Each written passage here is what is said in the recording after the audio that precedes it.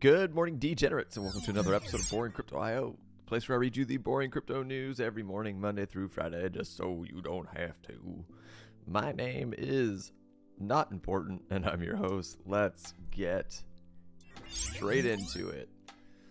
Banana Gun's failed contract passed 2 audits, but ChatGPT found the bug in seconds. We're going to touch on the absolute flop of a launch with Banana Gun yesterday. I don't know, maybe don't buy tokens that are named after fruit. Binance.us calls SEC's court request unreasonable in new filing. And last but not least, Vitalik Buterin reveals X account was hacked caused by a SIM swap attack. I guess, and I didn't cover it yesterday, I probably should have. But over the weekend, Vitalik's X account, Twitter, X, whatever you want to call it these days, was hacked. They post up some shady airdrop or NFT claimable link. A bunch of people got a bunch of money stolen, unfortunately. Guys, don't click links. Don't click links. Don't click links. I don't care who's posting it. Don't click links. Especially if someone's claiming to give you free shit. Always be cautious. I know it sounds lame and shady because you could miss out on some NFT or something that could eventually pump. I don't know, maybe use a burner wallet. Something to think about. Okay, housekeeping, guys. Per usual, I'm pushing my X account. If you guys want to see up-to-date news, things like that, if I see something breaking, as well as just, you know, eventually I plan on the channel growing, and this will probably be the better place to reach out and contact me in chats and talk crypto. But anyways, X, Boring Crypto IO, at Boring Crypto IO on X. Go ahead and give me a follow. And yeah, so on to the market, guys. Right now, current market cap sitting at 1.04 trillion. Current Bitcoin dominance has pumped up to 49%. ETH dominance ticking down 18.6. Gas sitting calmly at 15 Gwei. And Fear and Greed ticking down to 32. We had a dump yesterday, but I woke up this morning and now everything's pumping. Surprise, surprise. We are living in some weird crypto times per usual. Let's blow through the top 100 and see what's going on now. I was expecting it to be a red day, but woke up to potentially a green day. Bitcoin up 2% or 1.5%. But let's just blow through the 24-hour 100. See if there's anything significant. Solana up 3.28. That's not really significant, but you get my point. 5.15 for Bitcoin Cash.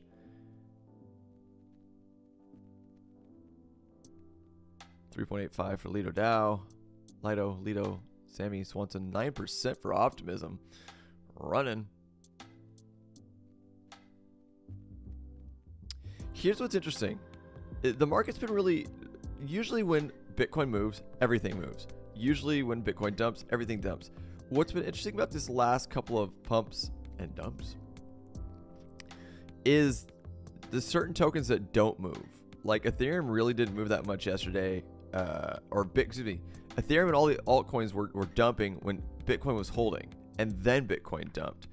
Now, when I woke up this morning, there was definitely a correction in Bitcoin, but like Ethereum, XRP, and ADA had a small correction, but weren't a huge correction back to where they were before the dump. It's been really weird to see, and I'm still trying to understand why that's going on.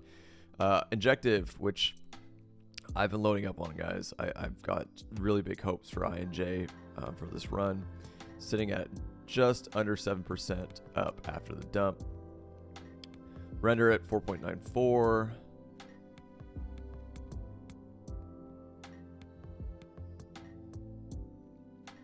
Yeah, it's weird to see some of these still in the red. 8.11 for Trust Wallet. 4.83 for GMX. 5.95 for Woo. Woo might be breaking out of a downward trend that I've seen people talk about. I haven't looked at it yet. Something to think about. But that's it for your top 100. Flare is still down 3.23 while everything else is moving green. This is what I'm talking about. It's been very, very odd. Very, very odd. So, on to Bitcoin. Okay, so when I woke up, we were actually still inside of that descending channel that I've been talking about for a little bit, and then literally right when I started the video, it pumped again all the way up to this 26,315. But you know what I've been saying? If we can't get above this 26,315, and in my honest opinion, if we can't close a couple of daily candles above this 27,310, this range right here, I think we're going to continue moving sideways. Nothing's going to change. But with that being said, I mean, look at this swing. The sell-off, we bottomed right at 25, guys. You know, this is the level that I've been talking about for the last several weeks. Like, if we break and lose these, look for 25. 25 is a big hold. If we lose 25, I'm looking for 24.2 after 24.2. After 24.2, it could be real bad. But if you've been following the channel, I hope you had some buy orders set at 25 and you got them filled. Congratulations. I hope you're in profit. High five. Congratulations. With that being said, too, I am not a financial advisor, nor is this financial advice. This is all for entertainment purposes only. I'm not even a good trader. Half the time I don't know what I'm doing. I'm just drawing lines on a screen inside of a room, talking into a microphone all by myself. I'm a loser. Don't listen to me. But, again, as fun as this is, nothing has changed. I'm telling you guys, nothing has changed. This looks heavily manipulated. All of these. We're still in this descending channel, in my opinion. I've got a feeling we're gonna break back down into it, is what I'm getting at. But nothing has changed. Fake out. Fake out. Fake out. Could this be the next fake out? Or before I even go into that, fake out. So could this one right here be the next fake out? I don't know. We'll see. But again, I am not getting excited at all until we close a couple of daily candles above this 27,310 level. 27.3. We'll just call it 27.3. Again, we got a couple of 4-hour closes, but we got rejected off that original descending wedge, bottom trend line, and it came right back into it. And then we flipped that 27.3 into resistance. Bad news bears. See you later. Bye.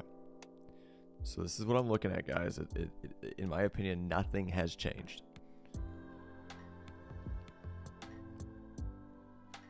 Get really stupid circles now.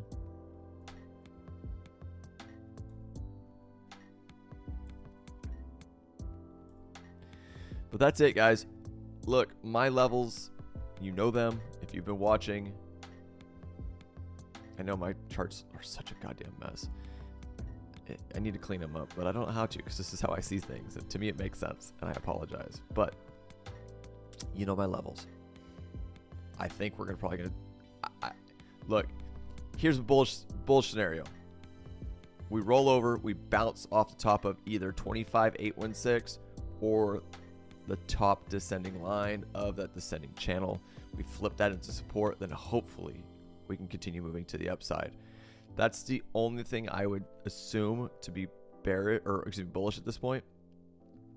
If not, if we break back into the channel, let's see if we'll range. Hopefully the levels hold 25.6, 25.2, 25. If we break to the upside, again, I will not be bullish on any upward movement or upward price action until we flip 27.3 into support with at least a daily candle. That's it. That's where I'm at, guys. Nothing has changed a Bitcoin. Okay. On to the news. Bananagun's failed contract passed 2 audits, but ChatGPT found the bug in it. Let's go to Bananagun's X real quick. My brain pauses now because is X? Is it Twitter? What do I say? Look, whenever I hear about a new token launching, especially if it's got the name of a fruit in it, I don't get excited. I didn't do any research on this project. I just kind of went, eh. But there was a lot of buzz about it. I don't even know what the hell it is. I really don't. I assumed based on the name it was just a meme token. But what I'm hearing is that there were some really, like, it just tanked. It came out, ranged, it tanked, and that's what we're kind of looking at right now. So from their X, it says way forward. Shitty situation, but we're going to do everything to make it right. Happy to share the action plan though. 1, we're having our new contract audited, but won't launch until we are sure everything is in order. Supposedly, there were some mistakes in the contract that was already audited, and it tanked. But they're going to do it again and audit it again. 2, we're going to take care of our investors. We'll see. Let's go in detail, or let us go in detail. Should it be into detail? We will take a snapshot at that number. Before we took any action, all holders, LPs, and pre-salers will be airdropped their tokens, even if they sold afterwards. We will also restore the LP pool for all trades after we analyze the P&L of all traders until 2230. I'm guessing that's UTC. If they have bought more than they sold, we will reimburse them fully in ETH. More on the way forward tomorrow, but we already wanted to communicate this to put people at ease. I'm not sure how they're going to execute that, but yeah, look at that chart, guys. That's bad. So, other news, Benega's newly launched token plummeted more than 99% within 3 hours of its launch after a bug was discovered in its contract. The eagerly awaited launch of Telegram bot Banana Gun's native token Banana couldn't have gone any worse, with the price of the newly launched Banana falling from a peak of $8.70 to 2 cents in less than 3 hours after it launched. Some crypto users were quick to cry foul, accusing it of a rug pull. Looks very ruggish to me. However, the official X account for Banana Gun instead blamed a bug in the token's contract that the team was unable to hotfix, noting that the bug managed to get through despite 2 audits. Who are your auditors? Right. Well, I just read this to you. But the Banana Gun team and its so-called auditors are likely going to be read with embarrassment after a pseudonymous coder, Mr. Chalk, claimed the use of OpenAI's chatbot ChatGPT to spot a flaw within seconds. Banana claimed they had 2 audits, so I asked for a third one to my favorite auditor, ChatGPT, and it found the bug. Let me read this real quick and see if I can even understand it. In the current contract, the tax is added to the contract's balance, but there is no mechanism in place to deduct it from the sender's wallets during the transfer. This means users are not paying the intended tax, and the contract balance accumulates these untaxed amounts. Yeah, the Banana Guns team outlined the way forward for users caught up in the crossfire, stating that the first step is to sell the treasury wallet to drain the liquidity pool to be used for a new contract. Ooh. Additionally, the team claimed that it would soon relaunch the token with an airdrop to ensure that unlucky Banana investors could be made whole while having the new contract audited. Excuse me. In this case, ChatGPT has been praised for its liability to quick spot the flaw. However, experts have continued to warn against using AI to write and audit code.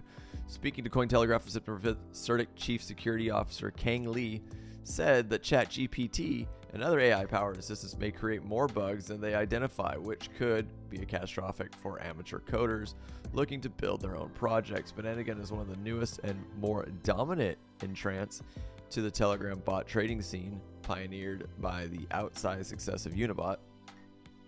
I thought Unibot tanked. I don't know.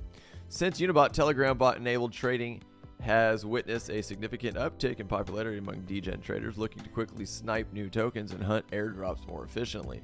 According to the data from Dune Analytics, DEX trading bots notched a record daily trading volume of 16.7 million on August 29th. Yeah, maybe don't buy tokens that are named after fruit. I don't know, man. This stuff's really hard to keep track of. Yeah, man, I hope if you got involved, I hope you are made whole, but I don't know, man. I wouldn't be waiting with bated breath, personally. Let me know what you guys think. Comments down below. Were you in? Did you lose money? What did you think? Moving on, Binance US calls SEC's court requests unreasonable in a new filing. Binance said the SEC's requests are utterly burdensome soon after the parties agreed on a joint motion to file confidential information under seal.